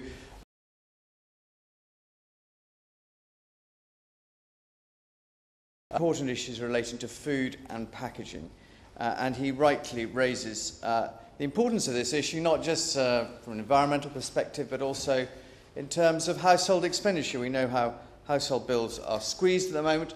There's an opportunity through a variety of different agencies of trying to make sure that people are better informed about, first of all, where their food comes from, how to use it most economically, and there are so many wins and so many virtuous circles in this if we get this right. And clearly the retailer has a major role to play. It's them who has the relationship with the consumer that is perhaps best suited to inform, but everybody has a role to play, and I'll come on to talk about the Fresher for Longer campaign and how we can continue the work that has been achieved thus far. The government identified food waste as a priority waste stream for action in the Waste Review. Although the UK annual household food waste has decreased by 13%, that's over 1 million tonnes since 2006, UK households still waste £12 billion of food in total per year. And that's about £50 a month for the average family. 6.7 billion to food not used in time. We think of this as wasted by not being eaten when it could have been. The rest is food waste that we think of as unavoidable, such as the honourable friend described: bones, tea bags, banana skins, and so forth. And there'll always be some of that to be disposed of, and we shouldn't try and escape that fact. But we all know that we ought to be wasting much less food. That food wasted means that we have fewer pounds in our pockets than we might have, and that the energy and water used to produce the food has been wasted. That the transportation and packaging costs have been wasted. Not only that, but what happens to wasted food can also have significant financial and environmental costs. Most people want to do something about this on a personal level, and we're taking steps to help them to do that. The government, through the funding of the work of the Waste and Resources Action Programme, WRAP, is working with consumers to help them save money and reduce household food waste. It's been referred to, the Love Food Hate Waste campaign offers information and ideas on reducing food waste. Consumers have benefited from innovations we've encouraged the industry to make, such as resealable salad bags, as described by my honourable friend, resealable baked bean jars, leftover recipe ideas, or smaller sized loaves of bread to suit a smaller household. We also clarified date labelling guidance in 2011 to make date labels clearer so that people are more confident about what they eat and how long their food is safe to eat. And my honourable friend made a very good point that we have been throwing away enormous amounts of food entirely needlessly. It's perfectly safe to eat it. Retailers are also doing really good work with clear advice about how to store food and consistent labelling, and I welcome that and we want to see more of it. We are also working with manufacturers and retailers to reduce food and packaging waste through the Courtauld commitment. If I can just address the point raised in intervention by the Honourable Lady, the member for Bristol. The second phase, as she knows, of the Courtauld commitment came to an end in December. We're currently working with WRAP and signatories to develop a third phase of the agreement, which we hope to launch in the very near future. WRAP has worked closely with the second stage of the Courtauld commitment and the UK governments, the devolved governments, to develop initial targets for the Courtauld 3 commitment. The targets are still under consideration and will be announced when the commitment is launched. And the grocery sector has made significant progress under the first two stages of Courtauld to reduce food, packaging and supply chain waste in the UK. And the third phase targets will build on those achievements, certainly. Thank you, Minister, for his response to my question. As I mentioned, in phase 2, the target was 5% and the industry managed to achieve 8.8%, which is better than the target, but at the same time it's very low compared to targets set in other countries. Norway has a target of 25% and the Dutch have a target of 20%. So can I urge him in his discussions about phase 3 to try to set a more ambitious target this time? I think she's absolutely justified in doing so. That's absolutely right. This House should be holding the government and all those who are involved in this to account and trying to make the target. Yes, it's got to be achievable, but it also has to be ambitious.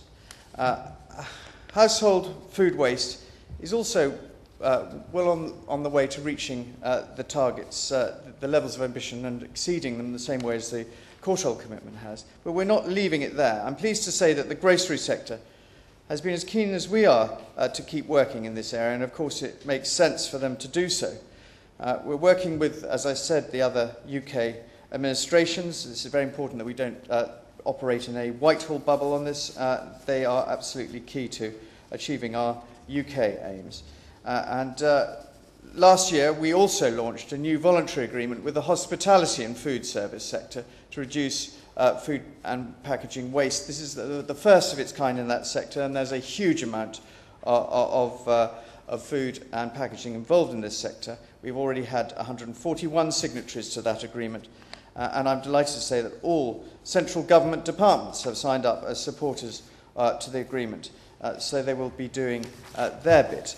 If I could just turn, in the time I have left, to the very important points that my honourable friend raised in relation to to Love Food Hate Waste's Fresher for Longer campaign, which was launched earlier this year. And I, like him, I'm happy to applaud Dick Searle, the Kent Waste Partnership, those in WRAP and many of the other partners for the work they've done in this. I'm delighted that we trended to a greater degree, or whatever the analogy is, than Justin Bieber. But I suspect that was fairly short-lived, and we must make sure that we do better in the long run. Fresher for Longer was developed by WRAP and the Love Food Hate Waste campaign. It's been funded by the government in partnership with representatives from the food and packaging industries and local government. Packaging is often seen as the problem, but this campaign shows the important part that packaging can play to help reduce food waste and save the consumers money. Throwing away food not used in time is costing consumers, as I said earlier, £50 a month for the average household. Only 13% of consumers realise that packaging can play an important role in protecting our food in our homes. I think that's the reverse of the statistic that my honourable friend quite rightly raised. And we've got to do an enormous amount to make sure that we are improving on that figure. As consumers, we can all pay attention to the storage information on food packaging. This will help us to store food at home so it keeps fresher for longer. Keeping most fruit in the fridge in its packaging can keep it fresher for a week or more. Around 60% of us take fruit out of the packaging, and more than 70% of us don't store it in the fridge. Reclosing packs of cheese and sliced meats helps them to stop them drying out in the fridge. 13% of us apparently store food like this unwrapped in the fridge. There may be some changes in the Benyon household since I researched this for these remarks. And not storing bread in the fridge, where it will go stale 6 times quicker than if it's properly stored elsewhere. And as my honourable friend rightly points out, 81% of food waste is avoidable. Retailers and food manufacturers can continue to improve their packaging, do more to tell consumers about the innovations they are already making around food labelling and packaging, and this will raise awareness of the benefits and encourage consumers to make use of these. I'll give you an example, Mr. Robertson. Marks and Spencer have reduced packaging 10% over the last 5 years, but we also want to be mindful of continuing to protect the product to avoid it being unnecessarily wasted. I will hold the image of naked cucumbers in my head, but my honourable friend made a very good point about that. Marks and Spencer has introduced individually packed meat or fish fillets within a larger bag to enable customers to use not only only the portions they need, and to freeze the rest without exposing the meat or fish to the atmosphere. It's so simple, so obvious, but it's so right that retailers are taking these steps. The Fresher for Longer campaign materials can be used by all retailers, by brands and councils. It should stimulate further reductions in food waste and help consumers make the most of the food they buy. On packaging, the aim should always be to use a minimum level of damage and ensures that it maintains the quality that it should during its shelf life. If a product is wasted due to not enough packaging, then its disposal, as my honourable friend says, often has a much greater environmental impact than the packaging itself. There are some great examples of innovative food packaging that has led to either a reduction in packaging material or its environmental impact and increased the product's shelf life. I've already given the example of Marks and Spencer. Other examples are vacuum-packed fresh meat and fish, such as those from M&S, from Waitrose, from the Co-op, where packaging has been reduced by up to 75%, but producing an extra 5 days of life. It's also important to continue efforts to reduce the environmental impact of any new packaging by the food, increasing recycle rates, the recycled content of the packaging and recycling rates. So I suppose the message is that we need the right sort of packaging, and the perception held in some parts of the public's mind and often in the minds of people who could most benefit from this is that actually what we want is smarter packaging and easy to understand labelling and understanding, as my honourable friend said, the most important thing is that we get a greater understanding of people about where food comes from, how to use it most effectively, and in doing so we can not only benefit the environment, but we can also reduce household expenditure. I can only, in conclusion, assure my honourable friend that we will continue to work closely with inform people such as him with the industries, the various packaging industries, retailers and others, to make sure that across the whole spectrum of food production, processing and retailing, that we are getting this as right as we can do. This is not a job for government on its own. This cannot be driven from a minister's desk in Whitehall. This has to be one where there's really solid partnership working right across the United Kingdom. And I really welcome the opportunity to discuss this today, but this is really very much work in progress. Thank you. I suspend the sitting until 2:30 this afternoon.